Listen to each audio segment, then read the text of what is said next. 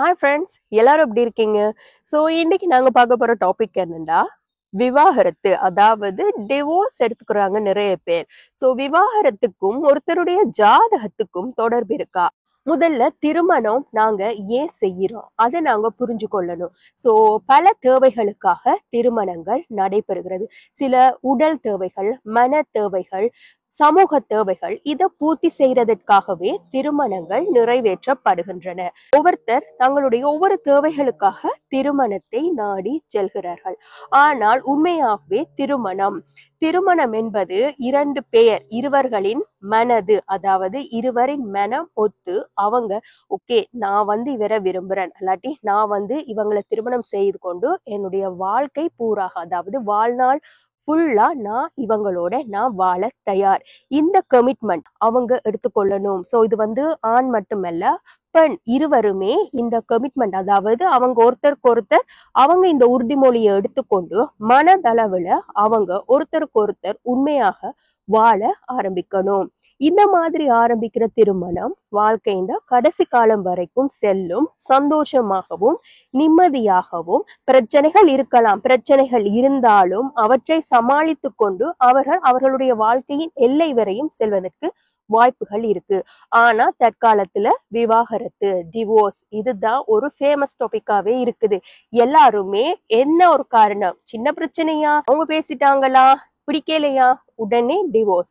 So இதுக்கு காரணங்கள் கிரகங்களா? So ஒருத்தர ஜாதகத்துல டிவோர்ஸுக்கு காரணம் இருக்கா? ஒரு தார யோகம் யாருக்கு இருக்கு? சோ உண்மையாவே ஒரு தார யோகம், இரு தார யோகம் என்று எதுவுமே இல்லை.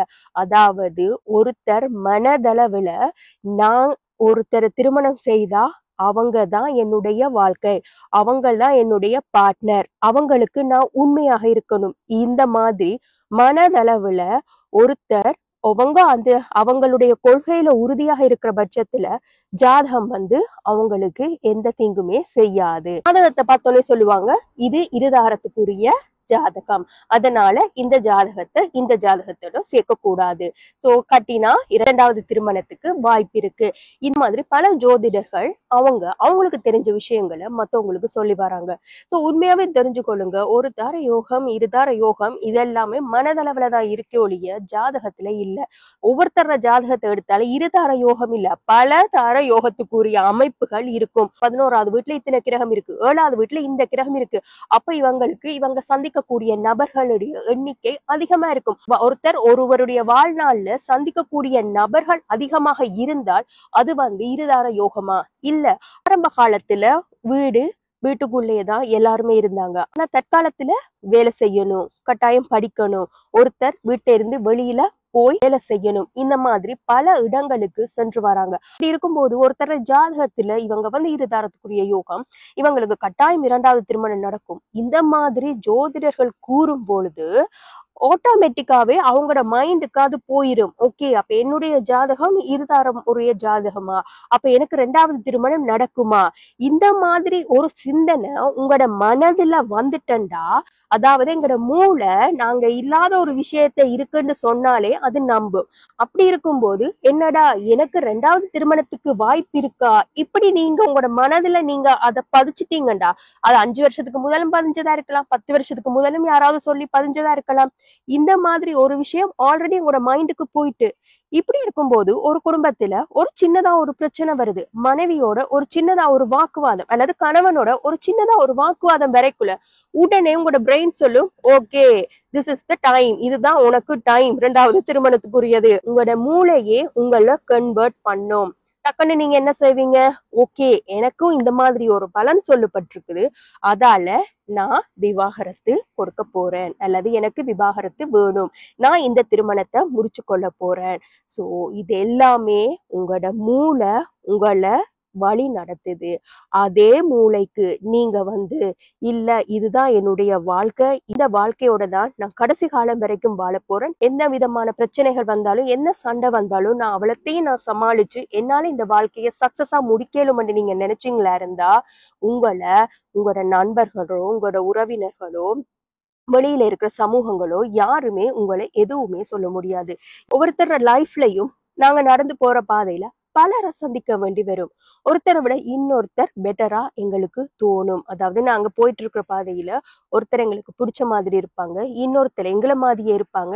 இந்த மாதிரி பயண பாதையில பாக்குற ஒவ்வொரு நபர்களும் ஏதோ ஒரு விதத்துல எங்களை கவருவாங்க. அந்த மாதிரி சந்தர்ப்பங்கள்ல பலருடைய மனநிலை, அதாவது பலருடைய மனம் சலனப்படும். அது மனிதனுடைய இயல்பு. மனிதனுடைய மனம் என்பது ஒரு குரங்கு. பட் இருந்தாலும் உங்களோட மூளைக்கு நீங்க ஆல்ரெடி நீங்க உங்களோட மூளைக்கு இதுதான் என் வாழ்க்கை, இந்த வாழ்க்கையோட தான் வாழ்க்கை ஃபுல்லா நீங்க பதிச்சிட்டீங்களா இருந்தா அந்த சந்திக்கிற நபர்கள் அவங்க உங்களை அட்ராக்ட் பண்ணவும் முடியாது, நீங்க அவங்கள பார்த்து இம்ப்ரெஸ் ஆகவும் முடியாது. சோ இதெல்லாம் ஓகே, போகும்போது ஓகே அவங்க அழகா இருக்காங்க, அவங்கள பார்த்தா என்ன பாக்குற மாதிரியே இருக்கு, அவங்க எனக்கு பிடிச்சதுல அவங்களுக்கும் பிடிச்சிருக்குது, அவங்க அவ்வளவுதான். பட் வாழ்க்கைன்னு வரும் பொழுது உங்களுடைய வாழ்க்கை துணை உங்களுக்காக பட்ட கஷ்டங்கள், உங்களுடன் அவ்வளவு காலமும் சேர்ந்து பயணித்த பாதைய திடீரென்று நீங்க முறிச்சு கொண்டு போறன்றது அத யோசிக்க வேண்டிய விடயங்கள். சில இடங்கள்ல விவாகரத்து அவசியம்தான். அது பிசிக்கல் அபியூஸ், அதாவது ஒருத்தரை போட்டு டார்ச்சர் பண்றது, அவங்கள அடிக்கிறது, அவங்கள கொடுமைப்படுத்துறது. அதாவது எனக்கு தெரிஞ்ச சில இடங்கள்ல நெருப்பால சூடு போடுவாங்க, கால்ல சூடு போடுவாங்க, கையில சூடு போடுவாங்க, நீ அவனோட கதைக்க கூடாது, இவரோட கதைக்க கூடாது. இந்த மாதிரி பல கொடுமைகளை சந்திச்ச பெண்களும் இருக்கிறாங்க, பல கொடுமைகளை சந்திச்ச ஆண்களும் இருக்கிறாங்க. ஒரு கேர்ளோட கதைச்சாலே தப்பா பார்த்து சண்டை பிடிக்கிற மனைவிமாரும் இருக்கிறாங்க. அதாவது பெண்களுக்கு மட்டுமல்ல ஆண்களுக்கும் பிரச்சனைகள் இருக்கு. சோ இந்த மாதிரி ஒரு எப்ப பார்த்தாலுமே சண்டை, எப்ப பார்த்தாலுமே ஒரு அபியூஸ், அதாவது ஒருத்தர் டார்ச்சர் பண்ணி ஒரு கொடூரமான விடயங்கள் நடக்கிற இடத்துல அந்த மாதிரி இடங்கள்ல விவாகரத்து என்பது அவசியமாகிறது. அவங்க இருவருமே அவங்க பிரிந்து செல்வது ஓகே. ஆனா தற்காலத்துல விவாகரத்து என்பது சிறிய சிறிய காரணங்களுக்காக, அதாவது சொல்ல போனா இந்த மாதிரி காரணங்களுக்காக எல்லாம் விவாகரத்து கேட்பாங்களா? இப்ப விவாகரத்து என்பது ஒரு ஃபேஷன் மாதிரி வந்துட்டு, அதாவது விவாகரத்தை எடுத்தாதான் இந்த சொசைட்டில அவர் ஒரு பெரிய நபர், விவாகரத்து எடுத்தாதான் அவரை இந்த உலகத்துல ஒரு செலிபிரிட்டியா பார்க்கக்கூடியது ஒரு கான்செப்ட் உருவாகி கொண்டு வருது. ஆனா இந்த கான்செப்டை உடைக்கணும். அவசியமான ஒரு தருணத்துல விவாகரத்து யோசிக்கப்படலாம். அதாவது அதை யோசிச்சு அதை ஒரு குறிப்பிட்ட நேரம் அதை அப்படியே வச்சுட்டு வாழ்க்கை என்பது வட்டம் மாய்த்தான், மேலையும் கீழையும் போயிட்டே இருப்போம். எப்ப பார்த்தாலும் சந்தோஷமா இருப்போமா? இல்ல. எப்ப பார்த்தாலும் துக்கமா இருப்போமா? இல்ல. எங்களுக்கு பிடிச்ச ஒருத்தர் இறந்துட்டாங்கன்னு நாங்க அழுவோம், கவலையா இருப்போம். நாளாக நாளாக குறைஞ்சிட்டே போகும். அந்த வடு, அந்த காயம் மனதுல இருக்கும். ஆனா நாங்க அழுகிற வீதம், நாங்க கவலைப்படுகிற வீதம் இதெல்லாமே குறைஞ்சு கொண்டே போகும். அதே மாதிரி தான் அவனுக்கும் மனைவிக்கும் இடையில ஒரு சண்டை ஒன்று வருதுன்னா அந்த சண்டை நேரத்துல அது ஒரு பெரிய ஒரு சண்டை மாதிரி தெரியும். ஆனா நாளாக நாளாக அதை கொஞ்சம் தூரமா வச்சு பார்க்கும் பொழுது, அட இந்த பிரச்சனைக்கு தானா நாங்க சண்டை பிடிச்சோம், இதுக்குத்தானே நாங்க ஒருத்தர் கதைக்காம இருந்தோம், இந்த மாதிரி எங்களுக்கு தோணும். இன்னொருத்தரோடு சேர்ந்து வாழ்வதென்பது இருவருமே அவங்க அந்த வாழ்க்கைக்குள்ள வரணும், அவங்க அந்த வாழ்க்கைக்குள்ள வந்திருக்காங்க, ஒருத்தர் இன்னொருத்தருக்கு கமிட்டட் ஆகி அவங்க ரெண்டு பேருமே அந்த வாழ்க்கைக்குள்ள வந்த வாழ்க்கைய எதுக்காக முறிச்சு கொள்ளணும்? அப்படின்னு அந்த வாழ்க்கைக்குள்ள வராமலே இருக்கலாமே. எனக்கு கோபம் வரும், எனக்கு இன்னொருத்தர் என்ன ஏமாத்தினா எனக்கு கோபம் வரும், இன்னொருத்தர் எனக்கு பொய் சொன்னா கோபம் வரும், என்னால இதெல்லாம் தாங்க இயலாது.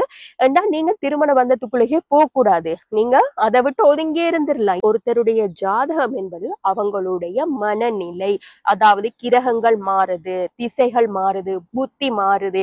இந்த மாதிரி சந்தர்ப்பங்கள்ல கிரகங்களால எங்களுடைய மனநிலை தான் மாறுகிறது. அதாவது மனம் எப்பவும் சலனப்பட்டு கொண்டே இருக்கும். ஒரு நேரம் நாங்க நல்ல ஒரு படிக்கணும் என்று சொல்லிட்டு நாங்க நல்ல மோட்டிவா இருப்போம், அதே மனம்தான், அதே நாங்க தான் இன்னொரு நாள் பேட்டரி எல்லாம் போய் நாங்க வீக்கா இருப்போம். சோ இது எல்லாத்துக்குமே எங்களுடைய மனம்தான் காரணம் என்பதை நாங்கள் புரிந்து கொண்டால் ஜாதகம் என்பது ஒரு வழிகாட்டலே.